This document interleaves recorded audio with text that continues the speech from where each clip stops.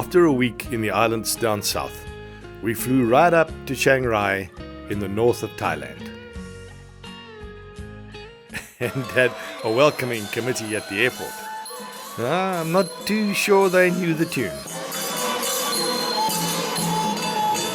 It's still Songkran, the Thai New Year, and in true Thai tradition, they throw water at each other. Just keep the windows closed. We arrived at the hotel relatively unscathed. This was probably the nicest hotel of the trip.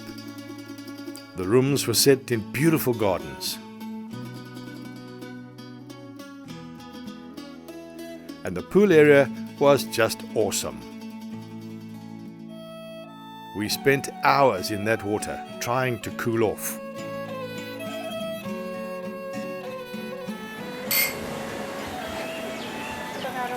Our guide organized some local transport for us, so we're off to explore the sights of Chiang Rai.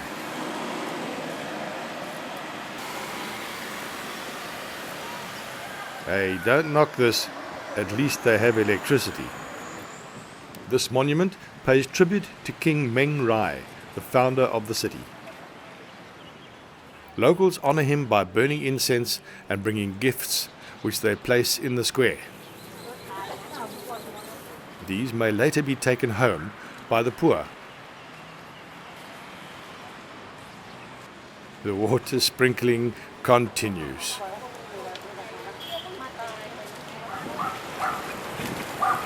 Next stop is the day market.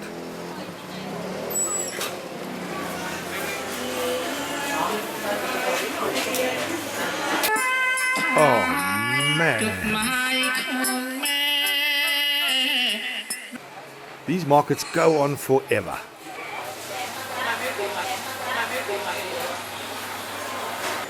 What's this? And sell lots of yucky things. Even the locals feel the heat.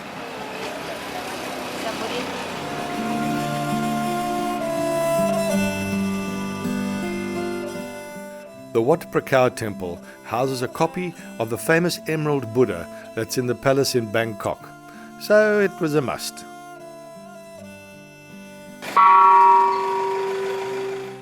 You know you have to take your shoes off to go inside, and it was hot. Watch how the two ladies at the back walk. Quite startling inside. Everything is so detailed, with the Emerald Buddha taking prime position. I love the color of these monks' robes. We're off to the night market. The parking area. Unbelievable.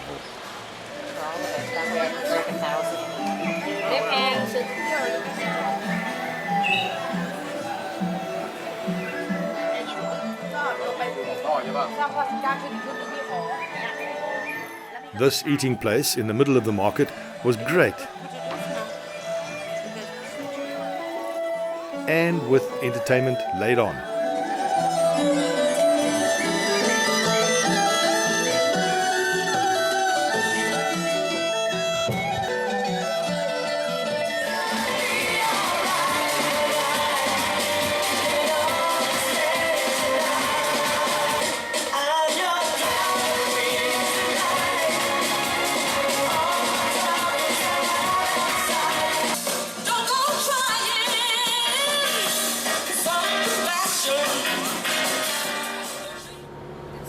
Exhausted, we head for home.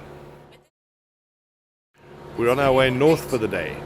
First stop, the Black Temple, actually a museum, created by Thai national artist Tawan Dushani.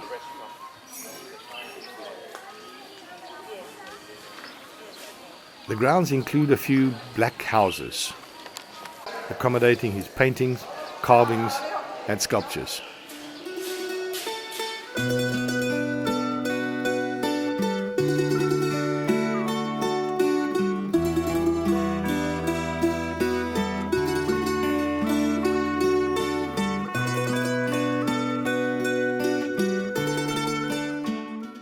But the shop has some interesting gifts.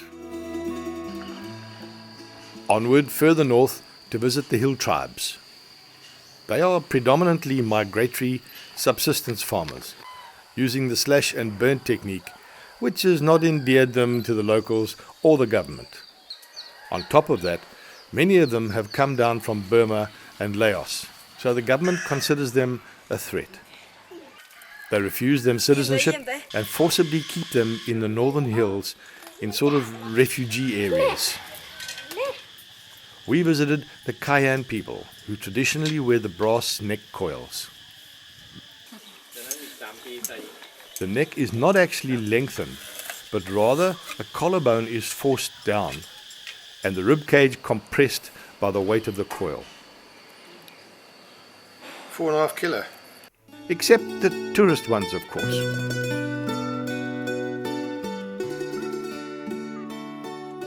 Over the years, the coil is lengthened. It's now really just a cultural identity, and of course helps to lure tourists to the village where they make, display and sell all manner of artifacts and beautiful hand-woven products.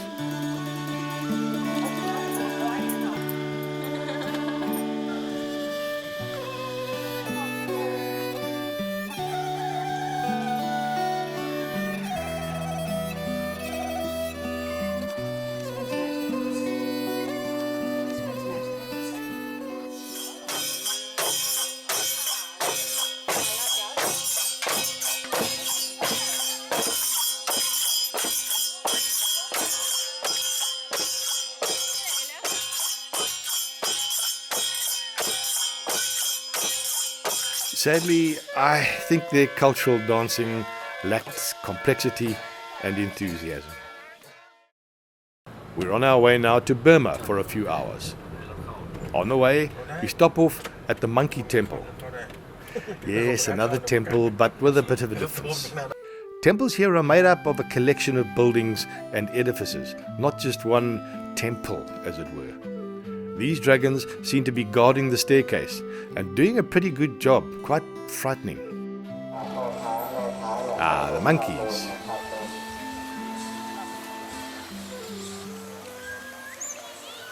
Oh, I think Mom is cross, so Junior sulks. They have free rein, and of course the tourists love to buy peanuts to feed them.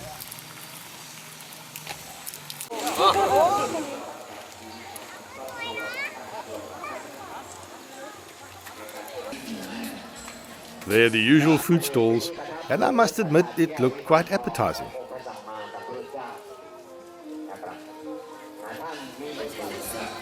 Stuffed eggs. It's 1 ton. 1 ton. 1 ton wrap on the sausages. I'm not too happy for these birds though. Oh yes.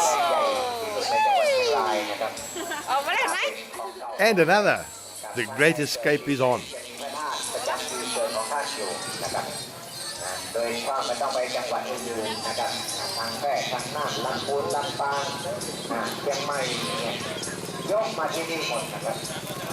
They have to be a bit cramped in there, I think.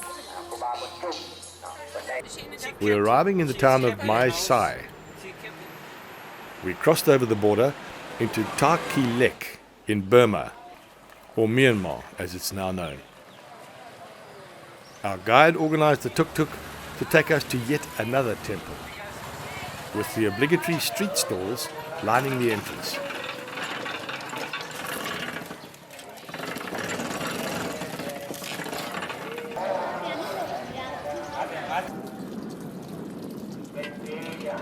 By this time we suspected our guide, this is him here, was using his opportunities to do a bit of worshipping while on the job.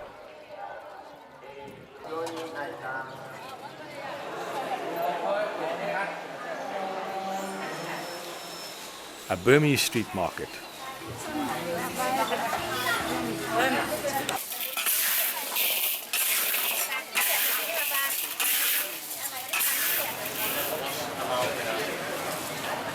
I decided to take a selfie, much to the amusement of this lot.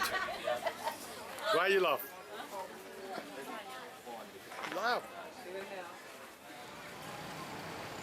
back over the Rusk River into Thailand, and head east past the green rice paddy fields to the Golden Triangle. This refers to the border regions between Thailand, Burma and Laos, where gold was used to pay for the opium. Close by is the Hall of Opium, built by the Princess Mother to educate the people about the dangers of the drug. It traces opium's history from the first use over 5,000 years ago to the current day.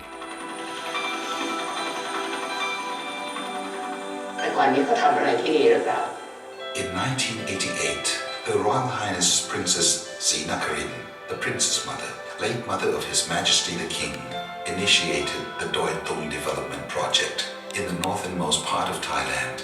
Her goal was to rehabilitate the forests and the lives of people in the heart of the Golden Triangle in Thailand, ending the notorious for illegal drugs, source of crime and corruption from Asia to Africa, to Europe and America. Yet, in fact, illegal opium in the Golden Triangle is quite recent. For thousands of years, people grew opium for medicine and food.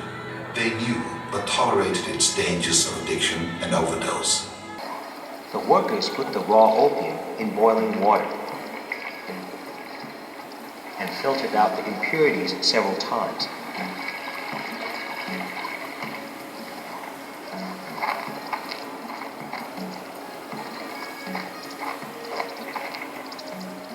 They boiled down the opium until it turned thick and dark as molasses.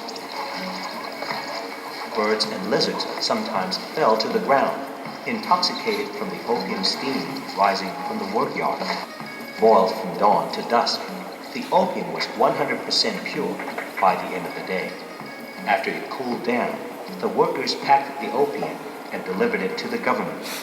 The process was repeated for many days. Passport control at the Golden Triangle.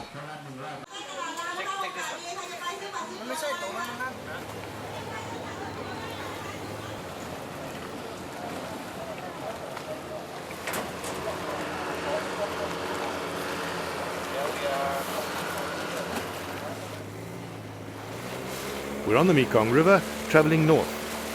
That's Burma up ahead and Laos on the right, with a casino right here on the bank. This is where we disembark, and wonder of wonders, more shops. I thought Laos shops may be a bit different, but not so.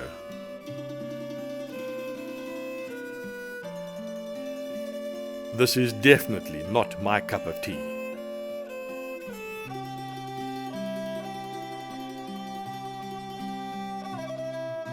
Nice boat.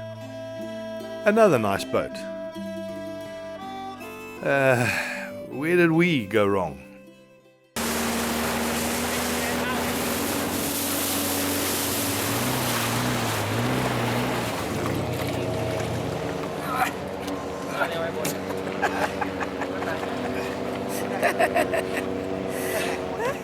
Don't say anything.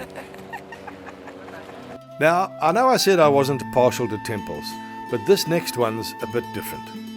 The White Temple, situated on the outskirts of Chiang Rai, is actually a contemporary art exhibit.